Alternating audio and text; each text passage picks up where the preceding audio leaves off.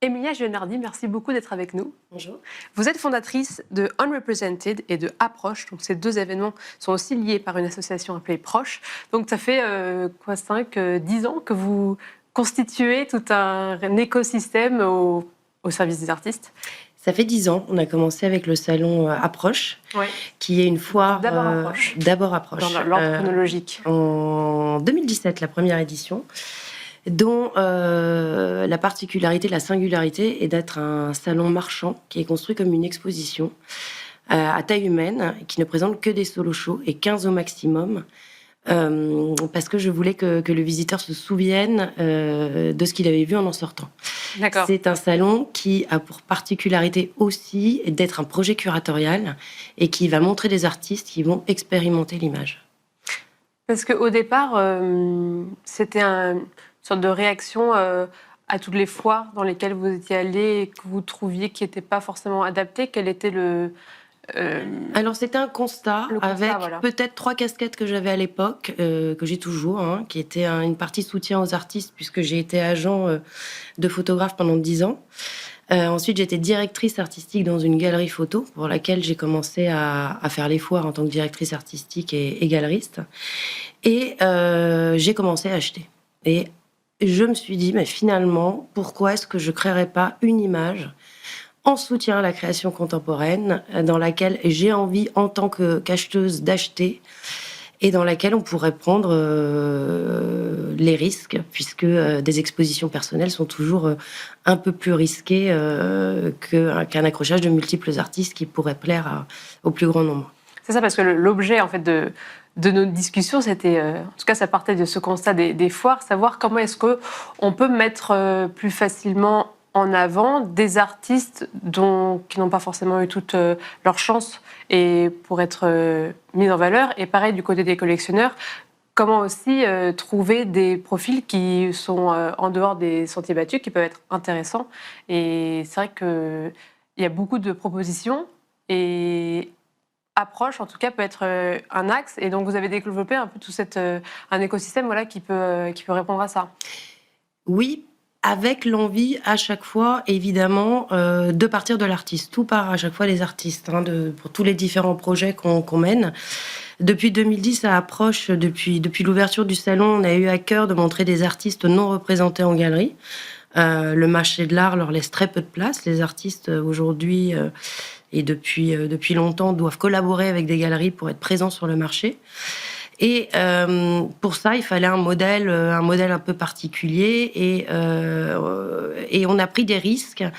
Mais c'est un modèle qui a toujours bien fonctionné et on a été ravis d'analyser qu'au fil des années, ces artistes qu'on montrait au sein du salon Approche trouvaient des galeries qui venaient les solliciter.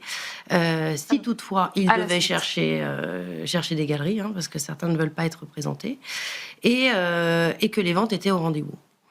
Donc je me suis dit, pourquoi pas leur dédier un salon qui existe depuis 2 ans avec Unrepresented, qui est maintenant dédié aux artistes non représentés en galerie, avec pour modèle de fonctionnement que ce sont des mécènes qui vont les soutenir à travers des dons à l'association Proche. Voilà, une autre approche, du coup.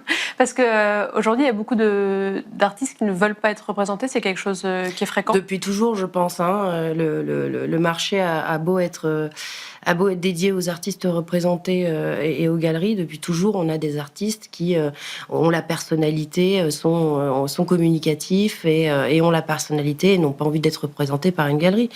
On a évidemment plein d'autres cas de figure. On a des artistes qui ont été représentés, qui ont arrêté une collaboration, qui en cherchent peut-être une nouvelle. Des artistes, bien évidemment, qui rentrent sur un marché. Voilà, on a plein de configurations et l'idée était vraiment d'enlever cette connotation négative au mot non représenté, puisque certains de ces artistes sont les grands de demain et que chacun doit passer par la case non représentée. C'est sûr. Et quand on n'est pas représenté, c'est très difficile de se faire voir, ou aujourd'hui, vous constatez qu'il y a quand même plus de propositions qui permettent de les mettre en avant ? Non, il n'y a pas plus de propositions, il y en a tout autant pour peut-être plus d'artistes. C'est très compliqué. Et encore une fois, tout ça dépend de la personnalité de l'artiste, puisque il faut aller démarcher, il faut aller présenter son travail. Et un artiste est artiste et pas forcément un commercial ou un bon communicant, quoi qu'il en soit. Mais ce qui est intéressant du coup dans le modèle Unrepresented, c'est cette personnalité du mécène que peut-être c'est vrai qu'on entend un peu moins parler aujourd'hui, peut-être qu'il faut le remettre au goût du jour. Alors, Qui est-il, ce mécène ? Le mécène a plusieurs profils. Le mécène peut être un collectionneur, le mécène peut être une association, une fondation, un galeriste, pourquoi pas, mais qui ne représente pas l'artiste au sein de sa galerie. Ça peut être un groupe d'amis qui se rassemblent pour aider, pour soutenir un artiste. Il y a plein de profils différents avec tous une idée convergente, en tout cas une envie convergente, et celle de soutenir l'artiste et de lui permettre d'avoir une certaine visibilité sur le marché et des mises en lien avec les acteurs majeurs de la création contemporaine. Et qu'il choisit ? Ou c'est via vous ? Encore une fois, il y a tous les cas de figure. À chaque fois, évidemment, la contrainte étant de montrer des artistes qui vont expérimenter l'image. Donc, je suis sollicitée par des mécènes qui me proposent quelquefois des artistes. J'ai beaucoup d'artistes qui souhaitent participer, à qui j'essaye de trouver des soutiens. Et voilà, quelquefois ça marche et quelquefois ça marche pas. Mais je suis ravie de voir qu'après 3 éditions de ce nouveau salon, je suis de plus en plus sollicitée, en tout cas par des mécènes, par des artistes aussi, évidemment, qui ont l'envie vraiment d'être considérés comme des vrais soutiens à la création contemporaine. Et pour les collectionneurs, par exemple, pas uniquement comme des acheteurs. Oui, et peut-être une relation aussi plus directe avec l'artiste, parce que du coup, ça passe pas par... une relation très directe. Alors, encore une fois, tous les cas de figure. Il y a des mécènes qui ne veulent pas être identifiés, qui restent anonymes. Il y a des mécènes qui passent leur journée, le temps du salon avec nous et qui sont là pour défendre les artistes. Quel que soit le cas de figure, en tout cas, ils sont très investis et très généreux. Et pour rassembler tout ça, vous avez créé l'association Proche, si j'ai bien compris. Ou c'est quel est l'axe de cette association ? On a créé il y a 2 ans l'association Proche, qui a d'abord pour premier but de, encore une fois, soutenir la création contemporaine à travers des projets participatifs de mécénat. Au fil du temps, enfin depuis le salon, depuis la 3e édition du salon Unrepresented, elle porte maintenant ce salon. Donc les soutiens se font à travers des dons à l'association. Et un 3e volet qui est important, c'est qu'à hauteur de 2 fois par mois, on fait des visites avec nos membres dans les ateliers des artistes, avec des formules conviviales et sympathiques, alliant des dégustations de vin. Voilà, essayer à chaque fois avec pour envie de rentrer dans l'intimité d'un artiste, d'ouvrir à la discussion et pour une dizaine de membres au maximum pour avoir des visites vraiment de qualité. Et donc, du coup, ces dons-là, ça permet justement de soutenir de manière un peu plus large toute une communauté d'artistes sans forcément avoir ce lien personnel ou de mécène à artiste direct. Absolument, ça peut être un collectionneur ou une personne qui a rencontré un artiste qui voudrait produire un livre. Et on propose, est-ce que d'autres membres de l'association seraient intéressés à aider cet artiste ? Et à ce moment-là, voilà, on fait un projet participatif. Et vous, au sein de tout ça, vous avez quand même une casquette pas de filtre, mais de comité de sélection, de vérifier que tout a une qualité quand même assez... Bien sûr, alors c'est vraiment la clé pour que ça fonctionne, je pense. Il y a toujours un vrai propos curatorial. Je m'entoure souvent de commissaires invités pour élargir les regards, mais c'est vraiment important puisque en tout cas le salon Unrepresented doit être de la même qualité que le salon Approche, c'est certain. Vous avez dit avant l'interview, vous avez plein d'idées. Est-ce qu'il y a d'autres manières comme ça de soutenir C'est vrai que là, vous avez inventé un modèle qui n'existe pas vraiment. J'ai pas trop. Non, il n'existe pas, mais je pense que le marché aujourd'hui, qui est saturé, qui se porte pas bien, a besoin de nouveaux modèles de diffusion, des modèles sains qui sont pas forcément régis par les modèles qu'on connaît aujourd'hui des soutiens de l'art contemporain.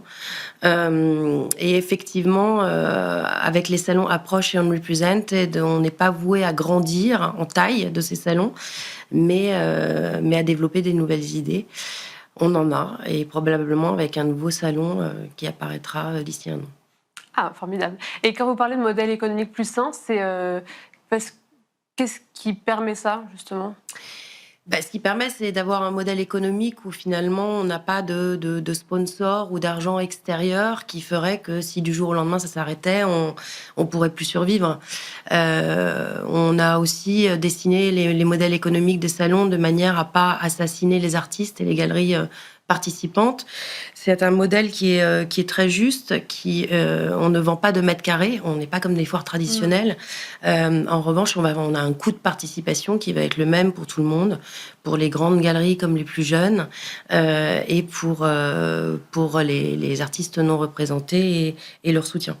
Et là, j'ai l'impression qu'il y a plus de propositions de foires boutiques, ou je ne sais pas comment on appelle ça exactement, boutique-foire. Mais c'est un terme anglais, mais qui moi, j'ai choisi le terme salon pour définir ma petitesse. Mais j'ai l'impression que ça se développe aussi, des foires qui sont un petit peu plus très régionales ou très spécialisées. Je pensais que c'est un peu l'avenir des Je pense foires. que c'est nécessaire parce que les grandes foires traditionnelles telles qu'on les connaît ont un coût de participation qui aujourd'hui est très périlleux pour les galeries dans le marché dans lequel on est. Et on a besoin d'une diversité aussi pour attirer différents publics.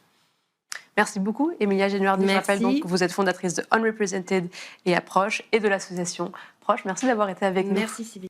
Et merci à vous toutes et tous de nous avoir suivis. C'était Arrêt Marché.